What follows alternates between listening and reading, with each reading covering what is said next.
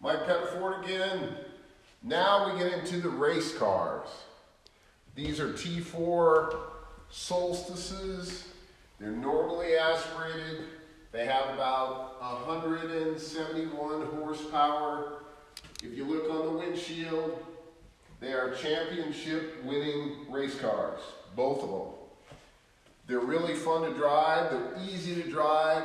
They're not particularly fast, but nothing outcorners a Solstice, and in T4, nothing outbrakes these cars, but everything out accelerates them. They're built really beefy. If you're comparing them to a Miata or something like that, the frame is much more rigid, and you can feel that.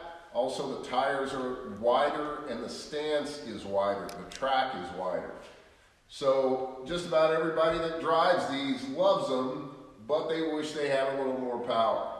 So remember, T4 Pontiac Solstice.